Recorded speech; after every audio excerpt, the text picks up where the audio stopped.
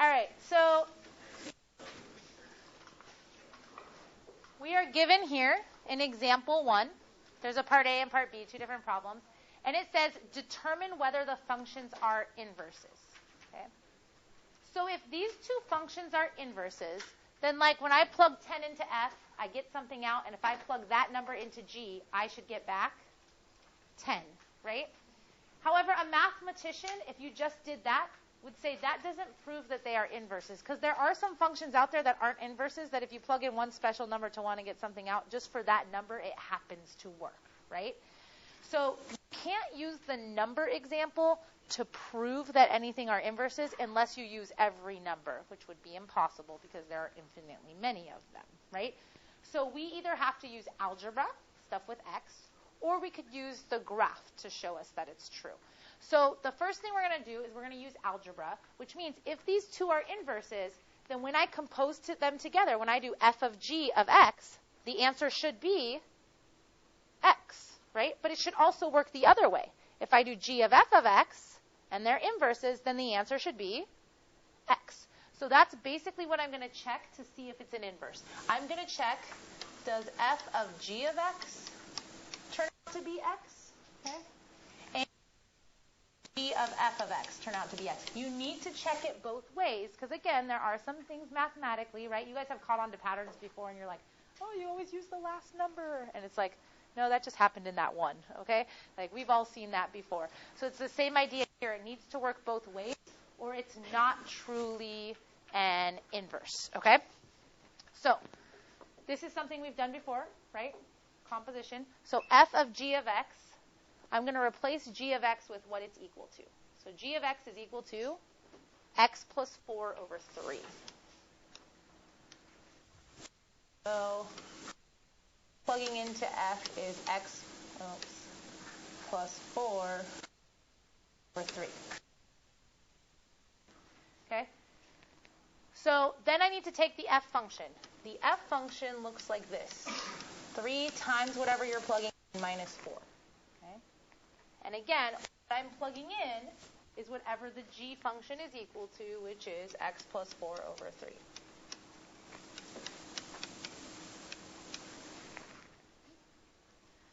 So then I'm going to go ahead. This is just the name, right, on the left side.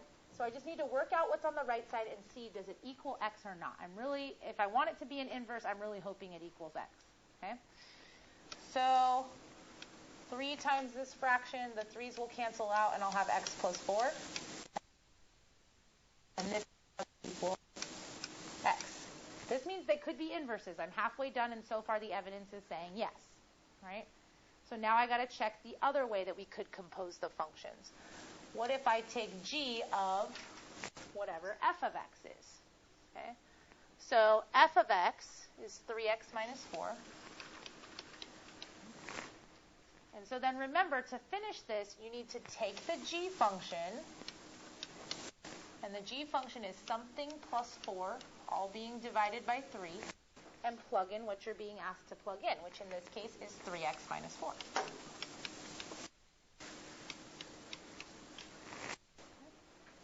The left side is the name. The right side is the function that I'm trying to write in simple form to see what it's equal to.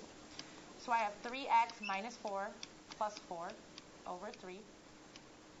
Minus 4 and plus 4 will add up to 0. 3x over 3. The 3 common factors. Okay. So in this problem, are f and g inverse functions? Yes. Okay. And this is my evidence, right? I show you that when I compose them together algebraically, no matter which way I do it, one always undoes the other one. So if I plug x into one and then I plug that into the other, I just get back x. Okay. Where could I stop at one of these problems and determine that they are not inverses? Okay. Good. If I solved out the first one and it didn't equal x, would I even go on checking the second one? No. If I check the first one and it does equal x, do I still need to check the second one?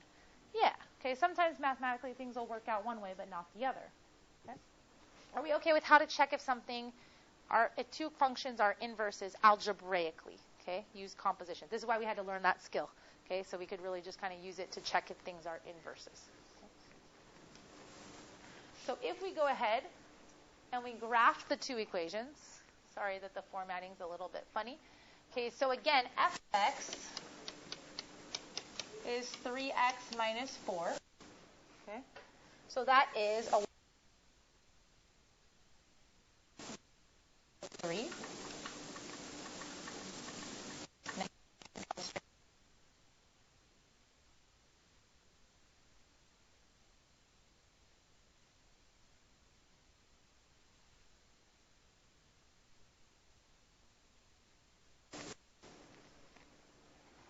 And the g of x function, you might look at it and think it's a rational function because it looks like a fraction, but what is the shape of g of x going to be when we graph it?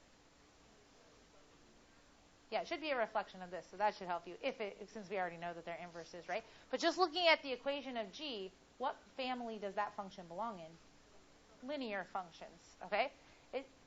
I'm just pointing that out because a lot of people go, oh my gosh, Ms. Dahl, then how do I graph this? And it's like, just remember, just because that's plus 3, okay? Plus 4. So 1 1/3 or 4.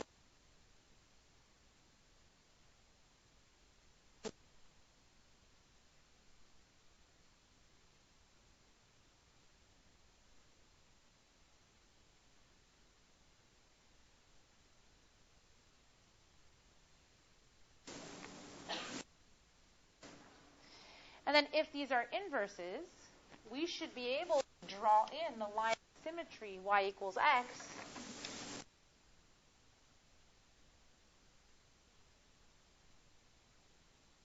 Okay. Are we good with this, Kenny? If you were just going to say that, like, inside 1/3 x, Sure. say that they were, like, inverse of each other, wouldn't you have to, like, know based on what we did before? No, graphically, if this is the relationship where someone could come and fold your graph over y equals x and one would land on the other in every spot, you're good. The reason you can't do it with numbers, though, is if you were going to check this with numbers, you'd have to check every point on the line. And how many points are on the line? Infinitely many. Okay, but with the picture, it checks them all at once, right? Even though they aren't. So, are we good with checking if things are inverses? Algebraically and graphically are kind of the two methods we have for that. All right. The next thing is to find an inverse of something. So with the points, if this was our function and it contained these 4 points, okay, who inverse of this function? Michelle. Okay, negative. Somebody else give me a different point. Yeah. Good. -2, -3. Okay. What else? Andrew? -4, -1. Good. -4, -1. So do you guys see what we're doing here? How could you kind of summarize for somebody how we came up with this set? Savannah? Good. The y comma x. So it started as x comma y, and in the inverse it would be y comma x, right? That's how we would see it. Now notice the directions in part A said find the inverse of the relation, not of the function. And the reason that it said that is because here notice that when you invert it, this one's not a function, right? It breaks the function rule. The input of -2 ends up one time at -1, but another time the input of -2 ends up at -3, okay? So remember when they're using the word function, they're trying to be specific. So what if they give us an equation? What if it's not a set of points? Does anybody think they have an idea? If they give you this equation, how could you do what we just did to that set of points? How would that work, Jordan? Good. So this equation for f of x is like saying y equals 4x, right? Where here's where all the x's go to make this y. In the inverse, we saw that one specific thing happened. The thing that used to be what x was now became y, and the thing that used to be what y was now became x. So we literally do that with the variables, and it's like doing it for every single number at one time by doing it with the variables. Is now y is x. Okay? Right? right? That's exactly what you did here, right? You just did it one by one. You can't do it one by one here because this is a line with infinitely many points, so you have to do it like this. Is this how we normally write our functions? No, we normally solve for y, so we're going to go ahead and do that. So then there's a little work after that to get y.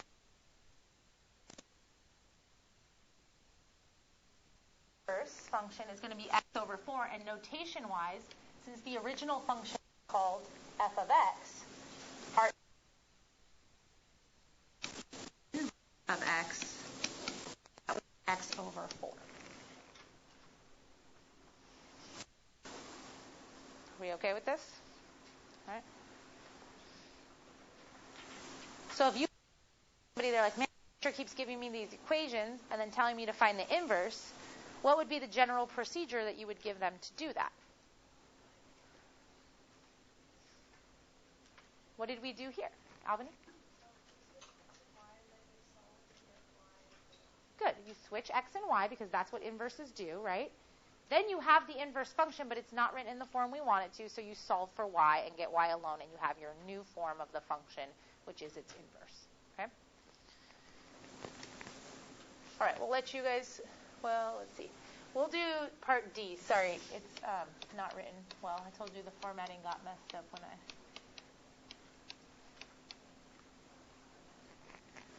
Okay, so this is like equals x plus 2 squared minus 3.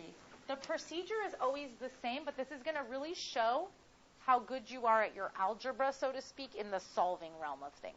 You're going to switch x and y. My guess is you're going to remember that, and we're going to be okay. Like, oh, I have to find the inverse, so x becomes y, y becomes x. But then some of us in this room look at this and go, okay, get y alone. No problem. I know how to do that. Others of us in the room are like, I don't know how to get y alone right here, and that's where your previous skills are going to come into play. Okay? I want to get y alone, so the first thing I want to get alone is this whole quantity that y is part of. So the first thing I'm going to do is add 3 to both sides. So I have x plus 3 equals y plus 2 squared. What should I do next? Or? Good. So I'll take the square root of both sides, which gives me y plus 2 alone. Okay. Over here, the x plus 3 will just remain in the radical. And what do I need to include at this point? Plus or minus. I put the square root, right? Something here was squared to make this. So do I know if what was squared was positive or negative? No. So if the square is off of it now, I have to say this could have been a positive or a negative number that's equal to that. And then y is almost, I just have to subtract 2. So I'm going to have y equals radical. For notation, again, you want people to know that this inverse belongs with that function, and that function was originally named with what letter? F. So when we write the inverse for that, we would want to say this is f's inverse. Okay. And it ended up equaling negative 2 plus or minus the square root of x minus 3.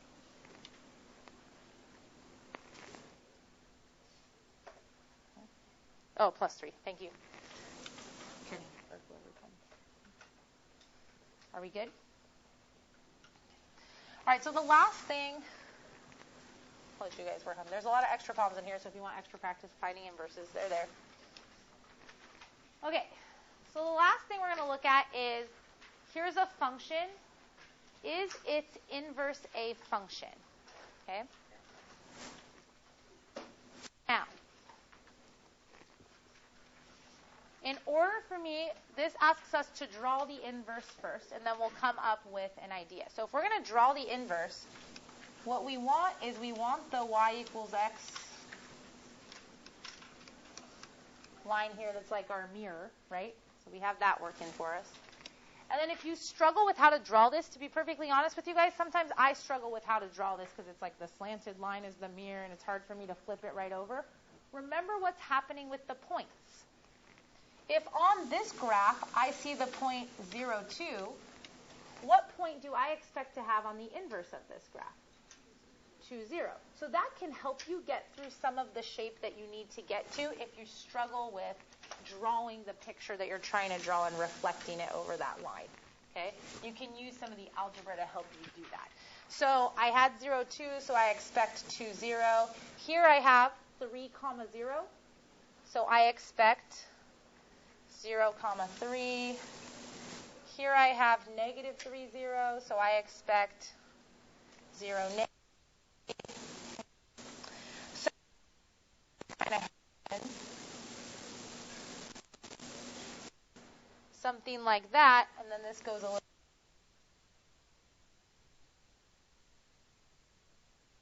So that you can see the reflection of it, okay?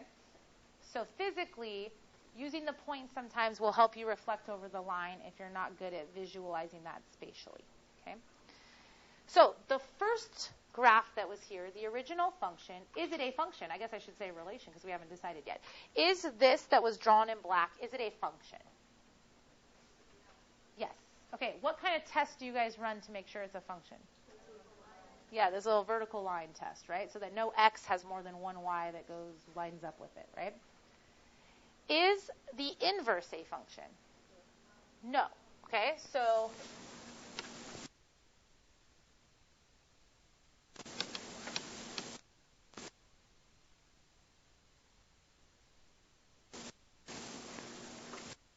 okay, it doesn't pass the vertical line test. So let me give you guys a graph, and without drawing,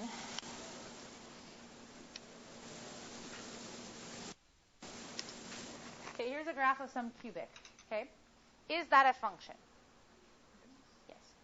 Will the inverse of this cubic be a function? So? No. Okay. So when you guys are trying to test if the original is a function, you're looking at the original graph and you're running a vertical line test, right? When you reflect it over this line, what does it look like it did to your graph?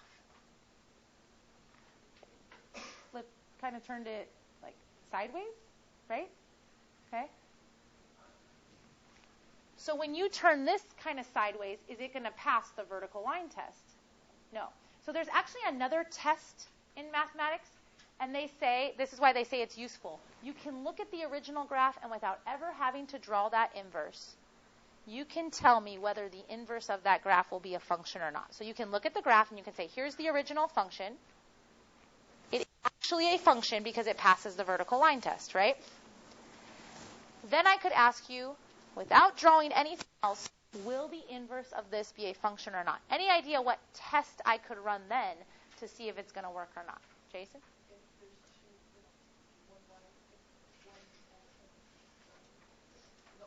The opposite. So when we're running the vertical line test, we're testing to see if every x only has one y, right? It fails if an x has more than one y coordinate matched up with it. So if we reverse that, right, because it's inverses, we're going to be looking at, is there a y value that has more than one x matched up with it? So notice in this one, if you just look at the graph drawn in black, is there a y value that has more than one x value matched up with it? Yes, I should have known it was going to fail that test before I even redrew the thing. So what kind of test could I run to test it? Ashley? A horizontal line test. So super weird, okay? But you can run a horizontal line test on.